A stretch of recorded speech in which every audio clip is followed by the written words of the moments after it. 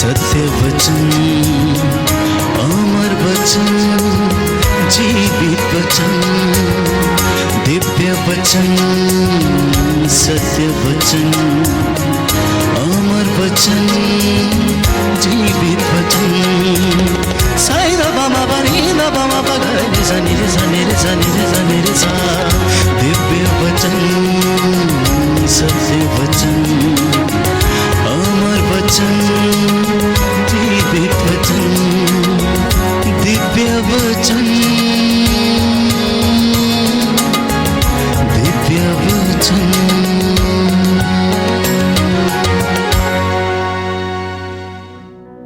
सबको जय यीशु की। प्रभु यीशु क्रिस्त में प्यारे भाइयों बहनों, पुनः मैं आप सभी लोगों का हार्दिक स्वागत करता हूं प्रभु का जीवंत वचनों को सुनने के लिए। जब हम प्रभु का जीवंत वचनों को सुनते हैं, कितना आनंद, कितना उमंग और कितना उल्लास हमारे दिल में उमड़ता है, क्योंकि प्रभु का वचन जीवंत है, सशक्त है, दुधारी तलवार से तेज है। आज के दिन में प्यारे भाइयों बहनों, हम लोग वचन सुनेंगे, हम उस पार चलें, हम उस पार चलें। प्रभु यीशु ने अपने शिष्यों से कहा, हम उस पार चलें। इस बात को हम लोग पढ़ते हैं मार्कुस के द्वारा रचित सुसमाचार अध्याय 4 पद संख्या 35 से 41 के उस प्रसंग में हम पढ़ते हैं, हम उस पार चलें। यहाँ पर लिखा है, उसी दिन संध्या हो जाने पर ईसा ने अपने शिष्यों से कहा, हम उस पार चलें। इस बात को हमें समझने की जरूरत है।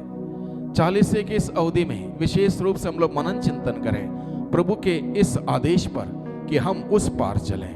प्रभु यीशु ने यह आदेश अपने शिष्यों को दिया कि हम उस पार चलें। आज के दिन में प्रभु यीशु मसीह आदेश हम सबों को देता है, हम उस पार चलें। अभी उस पार जाने से पहले हमें देखना है हम कहाँ हैं, इस पार हम कहाँ हैं। इस पार से उस पार जाने का रास्ता हमें तय करना है, यानी कि उस पार, यानी कि असत्य से सत्य की ओर, अन्याय से न्याय की ओर, बेईमानी से ईमानदारी की ओर, झूठ से सत्य की ओर, मृत्यु से जीवन की ओर, अंधकार से ज्योति की ओर। और ये बुलावा हम सबों को प्रभु देता है इस 40 की इस अवधि में कि हम सभी उस पार चलें।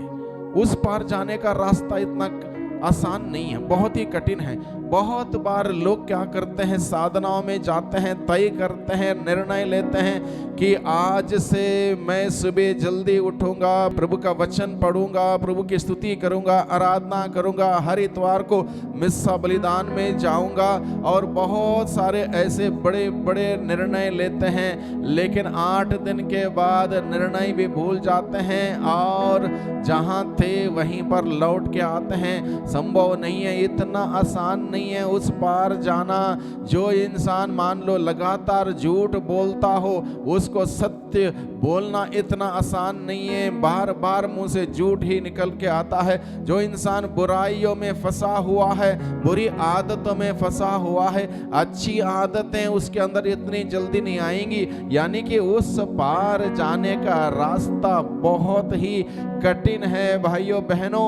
और 40 की इस अवधि में हम सबों को यही करने के लिए प्रभु हमें बुलाता है, हम उस पार चलें, हम उस पार चलें। और हर एक व्यक्ति को जरूरत है उस पार चलने की। हम सभी इस धरती पर तीर्थ यात्री हैं। इस धरती पर जब हम यात्रा करते हैं, हम स्वर्ग की ओर जाने का रास्ता तय करते हैं। हम सभी उस पार जाने के इस यात्रा में हैं। इसलिए हम सबों को प्रभु की ये बात आज के दिन में बहुत ही सुंदर तरीके से जानने की और समझने की और ग्रहण करने की आवश्यकता है।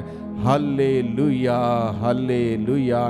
प्रभु हम सबों से बातें करता, प्यारे भाइयों बहनों, समझें, इस बात को सुने, ग्रहण करें, हम उस पार चलें। और जब प्रभु यीशु ने आदेश दिया, अपने शिष्यों को उस पार जाने का आदेश दिया, प्रभु के शिष्यों को इतना आसान नहीं रहा, उस पार जाने का रास्ता इतना आसान नहीं रहा।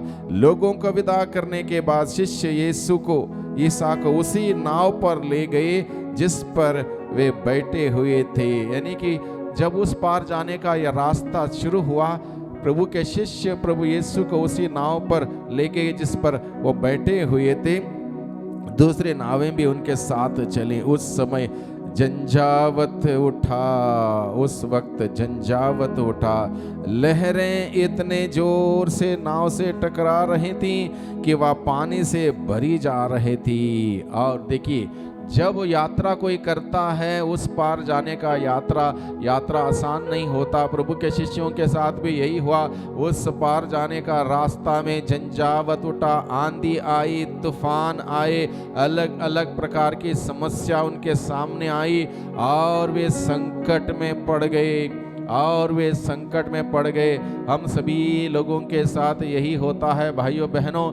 जब हम प्रभु के रास्ते पर चलने का प्रयास करते हैं, प्यार के, शांति के, क्षमा के, ईमानदारी के, न्याय के मार्ग पर चलने के लिए हम प्रयास करते हैं, कोशिश करते हैं, निश्चित रूप से अलग अलग प्रकार की समस्याएं, अलग अलग प्रकार की बाधाएं हमारे सामने आती हैं और ये हम सबों के लिए चुनौती है। इतना आसान नहीं है। अलग अलग प्रकार की तूफान, अलग अलग प्रकार की झंझावत, अलग अलग प्रकार की आंधी हमारे विरुद्ध उठ खड़ी होती है। इसलिए उस पार जाने का रास्ता बहुत ही कठिन है। प्रभु के शिष्यों ने जब उस पार जाने का रास्ता बहुत ही कठिन महसूस किया, उन्होंने क्या किया, इस बात को हमें जानना है, तभी ताकि हम सबों को प्रेरणा मिले।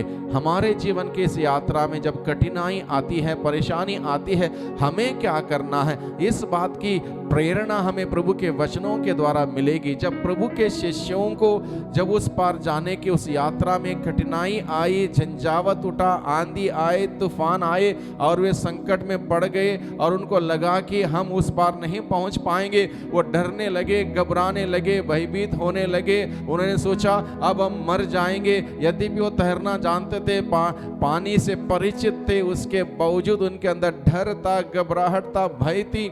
और वे संकट में पड़ने के बाद उन्होंने क्या किया, सुंदर कार्य किया। और ये बात यहाँ पर लिखी है, उस समय एकाएक झंझावत उठा, लहरें इतने जोर से नाव से टकरा रही थी कि वह पानी से भरी जा रही थी। ईसा दोपहर में तकिया लगाए सो रहे थे। शिष्यों ने उन्हें जगा कर कहा, गुरुवर हम डूब रहे हैं। शिष्यों ने क्या किया, तुरंत अपनी समस्या, अपना प्रॉब्लम प्रभु के हाथों में समर्पित किया। प्रभु के शिष्यों ने उस संकट के समय प्रभु को पुकारा, प्रभु की दुहाई दी, प्रभु से कहा, गुरुवर हम डूब रहे हैं। यानी कि हमारी बस की बात नहीं है, हमारे कंट्रोल में कुछ भी नहीं है, हम डूब सकते हैं, अपने बलबूते हम कुछ नहीं कर पा रहे हैं, हम मर रहे हैं, हम डूब रहे हैं। तुरंत अपनी समस्या, अपनी पीड़ा, अपना तनाव, अपना टेंशन, अपनी परेशानी उन्होंने प्रभु यीशु के हाथों में समर्पित कर दी। प्रभु यीशु के हाथों में समर्पित कर दी, यह कहते हुए हम डूब रहे हैं, वी आर सिंकिंग, हम डूब रहे हैं। यानी कि अब हमारी बस की बात नहीं है, हमारे कब्जे में कुछ भी नहीं है, सब कुछ हमारे अधिकार से बाहर है। इसलिए प्रभु के शिष्यों ने अपनी समस्या को यीशु के हाथों में समर्पित करते हुए कहा, हम डूब रहे हैं, क्या आपको इसकी कोई चिंता नहीं? बिल्कुल प्रभु को हमारी चिंता है। और प्रभु कहता है, तुम चिंता मत करो, मैं तुम्हारी चिंता करूंगा। तुम चिंता करोगे तो कुछ भी नहीं कर पाओगे, मैं तुम्हारी चिंता करूंगा, मैं तुम्हारे लिए सब कुछ करूंगा। और जब प्रभु के शिष्यों ने अपनी समस्या प्रभु के हाथों में समर्पित की तो प्रभु तुरंत जाग गए और उन्होंने वायु को डांटा। प्रभु यीशु ने वायु को डांटा और क्या कहा, और समुद्र से कहा, शांत हो थम जा, शांत हो थम जा। कितना अद्भुत वायु को डांट लगाई, समुद्र से कहा थम जा, और समुद्र उसकी बात मान गया, आंधी प्रभु की बात मान गई। जब प्रभु यीशु ने अधिकार लिया, सब कुछ नियंत्रण में आ गया। जब प्रभु यीशु ने अधिकार लिया, सब कुछ नियंत्रण में आ गया, सब कुछ कंट्रोल में आ गया, कोई परेशानी वहां पर नहीं रही। यानी कि भाइयों बहनों, हमारे जीवन की इस यात्रा में अलग अलग प्रकार की आंधियां आएंगी, अलग अलग प्रकार के तूफान आएंगे, नफरत की, विरोध के आंधियां आएंगी, भेदभाव की, अत्याचार की, संकट की आंधियां तूफान आएंगे। ऐसे में हम घबराए ना, परेशान ना हो, चिंतित ना हो, बल्कि हम अपनी समस्या यीशु के हाथों में समर्पित कर दें, यीशु के हाथों में समर्पित कर दें, यीशु पर भरोसा रखें। एक बात प्रभु के इस सुसमाचार के इस अंश के माध्यम से एक बात स्पष्ट है कि अगर हम प्रभु के साथ रहेंगे तब भी हमारे जीवन में समस्याएं आ सकती हैं, प्रभु के रास्ते पर चलेंगे तब भी अलग अलग प्रकार की चुनौतियां हमारे जीवन में आ सकती हैं। लेकिन एक बात स्पष्ट है, हमारी जीवन रूपी किश्ती नहीं डूबेगी, हमारी जीवन रूपी किश्ती कभी नहीं डूबेगी, क्योंकि प्रभु यीशु मसीह हमारे साथ रहने वाला, हमारे साथ चलने वाला, हमें बचाने वाला हमेशा हमारे साथ है। इस बात का हमें एहसास करना है, इस बात का हमें अनुभव करना है कि मेरा ईश्वर मेरे साथ है। अपने वादे के मुताबिक मैं सदा ही तुम्हारे साथ रहूंगा, दुनिया के अंतिम क्षणों तक मैं तुम्हारे साथ रहूंगा। और वो प्रभु हमारे साथ है, हमें बचाने के लिए।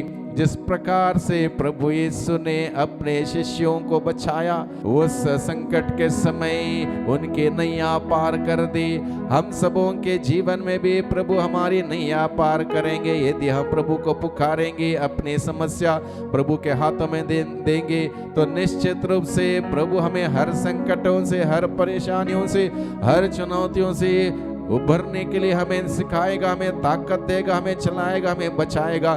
हमारी जीवन रूपी किश्ती कभी नहीं डूबेगी, हमारी जीवन रूपी किश्ती कभी नहीं डूबेगी, बल्कि सुरक्षित रूप से प्रभु यीशु हम सबों को इस ओर से उस ओर ले जाएगा, धरती से स्वर्ग की ओर ले जाएगा। स्वर्ग की ओर ले जाने के लिए प्रभु यीशु मसीह इस धरती पर आए, ईश्वर इंसान बनकर इस धरती पर आए, ताकि हम सभी उस प्रभु की बातों को सुने, उसके अनुसार चलें और इस ओर से उस ओर यानी कि धरती से स्वर्ग की यात्रा हम सभी तय करें। इसलिए प्रभु हमारे साथ है तो हमें किसी बात की चिंता नहीं होगी, किसी बात का भय घबराहट नहीं होगी, क्योंकि हमें बचाने वाला प्रभु हमारे साथ है। इसलिए प्यारे भाइयों बहनों, हम आज के दिन में इस बात को सीखें, जब हमारी यात्रा कठिन होती है, परेशानियों से भरी हुई होती है, अलग अलग प्रकार की चुनौतियां आती हैं, हम हिम्मत ना हारें, हम निराश ना हो, बल्कि प्रभु पर भरोसा रखें, प्रभु पर भरोसा रखें।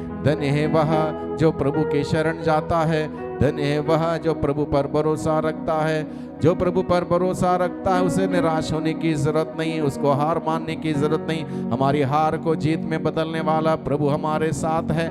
इसलिए उस प्रभु के पास जाएं, प्रभु से कहें, प्रभु मेरे जीवन में अनेक प्रकार की आंधियां हैं, अनेक प्रकार के तूफान हैं, अनेक प्रकार की कठिनाइयां हैं, अनेक प्रकार की परेशानियां, मेरे घर में बीमारी है, मेरे घर में आर्थिक तंगी है। हम प्रभु से कहें और प्रभु अधिकार लेगा। जब प्रभु अधिकार लेगा सब कुछ सही सलामत होगा, जब प्रभु अधिकार लेगा सब कुछ ठीक ठाक होगा।